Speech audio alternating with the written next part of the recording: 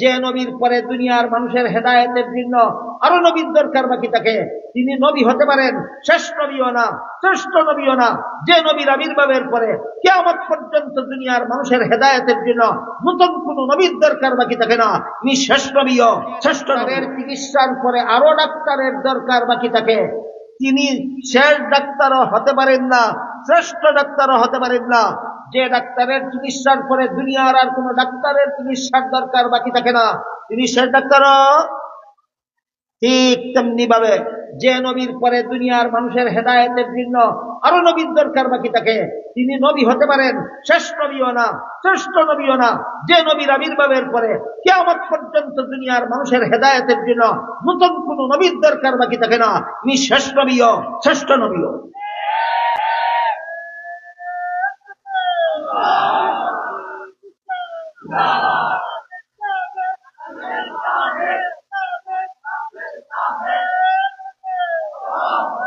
আমি কি আপনাদের বুঝাতে পারলাম শেষ নবী হলে শ্রেষ্ঠ নবী কেমনে হয়? হ্যাঁ, যে নবীর পরে দুনিয়ার মানুষের হেদায়েতের জন্য আর কোন নবীর দরকার বাকি থাকে না, তিনি শেষ নবীও শ্রেষ্ঠ নবীও। আরেকটা প্রশ্নের জবাব দিয়ে কথা শেষ করি। তাইলে তো আমরা বুঝলাম আমাদের নবীর আবির্ভাবের কারণে দুনিয়ার মানুষের হেদায়েতের জন্য আর কোন নবীর দরকার বাকি নাই। তবে কেন ঈসা নবী আসবেন? আর আসবেনই যদি, তাইলে আমাদের নবী শেষ নবী রইলেন কোথায়? এই প্রশ্নের জবাবটা দিয়ে আজকের আলোচনা শেষ করে আগের উদাহরণের মাধ্যমে বোঝার চেষ্টা করি। শেষ ডাক্তারের চিকিৎসার দ্বারা রোগী স্থায়ীভাবে সুস্থ হয়ে যাওয়ার পর পূর্ববর্তী কোন ডাক্তার যদি রোগীর বাড়িতে আসে, চিকিৎসার জন্য নয়, তার ডাক্তারি পরীক্ষা নিরীক্ষার যন্ত্রপাতিগুলি রোগীর বাড়িতে রেখে গিয়েছিল সেগুলি নেওয়ার জন্য। শেষ ডাক্তারের চিকিৎসার দ্বারা রোগী স্থায়ীভাবে সুস্থ হয়ে গেছে, কিন্তু এরপরও আগের একজন ডাক্তার, পূর্ববর্তী একজন ডাক্তার রোগীর বাড়ি আসলো চিকিৎসার জন্য না তার নিজের দরকারে?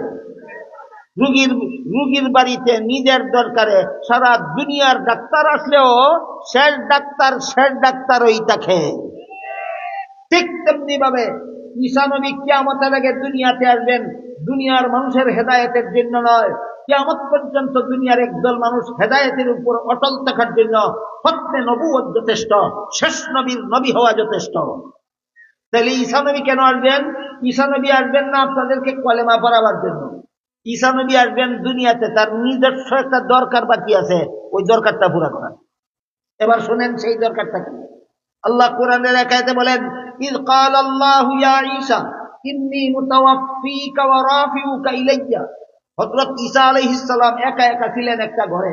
সেই ঘরের মধ্যে ঈসা আলাইহিস সালামকে হত্যা করার জন্য ইহুদিদের একদল সর্দার অস্ত্র শস্ত্র নিয়ে প্রবেশ করেছিল। আল্লাহ পাক রব্বুল আলামিন তাৎক্ষণিকভাবে শত্রুদের হামলা থেকে ঈসা নবীকে রক্ষা করার একটা ব্যবস্থা করলেন।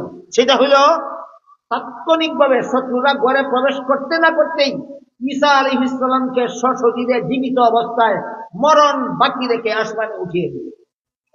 উঠাইয়ে নেওয়ার সময় বললেন, ও ঈসা, শত্রুদের হাত থেকে বাঁচাবার জন্য তোমার মরণটা বাকি রেখেই আমি তোমাকে আসমানে উঠিয়ে নিচ্ছি। এই তোমাকে শুধু তাৎক্ষণিকভাবে এদের হামলার থেকে রক্ষা করার জন্য, যেহেতু তোমার মরণটা বাকি রয়েছে, এই জন্য কিয়ামতের আগে আবার তোমাকে দুনিয়াতে পাঠাবো তোমার মরণের কাজটা সমাধা করার জন্য। এবার বলেন ঈসা নবী আসবেন আপনাদের দরকারে না নিজের দরকারে? শেষ ডাক্তারের চিকিৎসার পরে পূর্ববর্তী ডাক্তার রোগীর বাড়ি নিজের দরকারে। হাজার ডাক্তার গেলেও যেভাবে শেষ ডাক্তারই থাকে, ঠিক তেমনি ভাবে শেষ নবী দুনিয়ার থেকে বিদায় হওয়ার পরে পূর্ববর্তী কোন নবী নিজের দরকারে দুনিয়াতে আসলে, হাজার নবী আসলেও শেষ নবী দেখেন। এই কারণে মুহাম্মদুর রাসূলুল্লাহ সাল্লাল্লাহু আলাইহি ওয়াসাল্লাম লা ইয়াজিআ নাবিয়্যুম বলেননি, আমার পরে কোন নবী আসবেন না বলেননি, বলেছেন লা নুবুওয়াতা বাদি, আমার পরে কেউ নবী হবে না। আর আসবেন যিনি, তিনি তোমাদের দরকারে নয়, নিজের দরকারে আসবেন। তাহলে এই বিষয়টাকে, খতমে নবুয়তের বিষয়টাকে আমি আপনাদেরকে বুঝাতে পারলাম। এই আকীদাটাকে খতমে নবুয়তের আকীদা বলা হয়। এই মর্মেই আল্লাহ কোরআনের সূরা আহজাবের 40 নম্বর আয়াতে বলেছেন, মা কানা মুহাম্মাদুন আবা আহাদিম মির রিজালিকুম ওয়ালাকিন রাসূলুল্লাহি ওয়া খাতামান নাবিয়্যিন। মুহাম্মদ সাল্লাল্লাহু আলাইহি ওয়াসাল্লাম তোমাদের কোন যুবকের বংশগত বাবা নন, বরং তিনি আল্লাহর রাসূল হওয়ার কারণে তোমাদের রুহানি বাবা। অন্যান্য রুহানি বাবাদের মতো নন। অন্যান্য নবীগণ রুহানি বাবা, কিন্তু খাতামুন নবিয়্যিন নন। আমি আল্লাহ তোমাদের নবীকে খাতামুন নবিয়্যিন বানাইয়া সমস্ত নবী রাসূলগণের উপর শ্রেষ্ঠ মর্যাদা দান করেছি। এবার বলেন, রুহানি বাবা হয়ে তিনি শ্রেষ্ঠ, অন্য নবীর থেকে শ্রেষ্ঠ, না খাতামুন নবিয়্যিন হয়ে অন্য নবীর থেকে শ্রেষ্ঠ? খাতামুন নবিয়্যিন হয়ে তিনি অন্য নবীর থেকে শ্রেষ্ঠ। এ আমাদের নবীকে শ্রেষ্ঠ নবী বিশ্বাস করাও আহলে সুন্নাত ওয়াল জামাতের আকীদা। এই উম্মতকে সকল নবীর উম্মতের চেয়ে শ্রেষ্ঠ উম্মত বিশ্বাস করাও আহলে সুন্নাত ওয়াল জামাতের আকীদা। সমস্ত নবী রাসূলগণকে আপন আপন উম্মতের রুহানি বাবা বিশ্বাস করাও আহলে সুন্নাত ওয়াল জামাতের আকীদা। সমস্ত নবী রাসূলগণকে বেগুনাহ বিশ্বাস করাও আহলে সুন্নাত ওয়াল জামাতের আকীদা।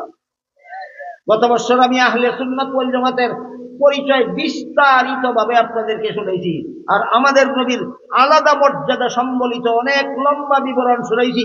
কাজে আজকে আবার নতুন ভাবে সেই আলোচনা আওড়াতে চাই না।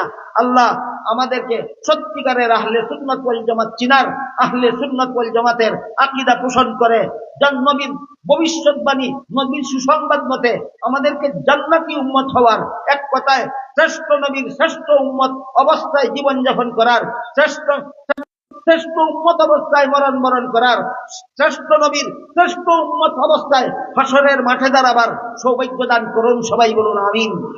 সুবহান রাব্বিকা রাব্বিল ইজ্জাতি আম্মা ইয়াসিফুন ওয়া সালামুন আলাল মুরসালিন ওয়ালহামদুলিল্লাহি রাব্বিল আলামিন।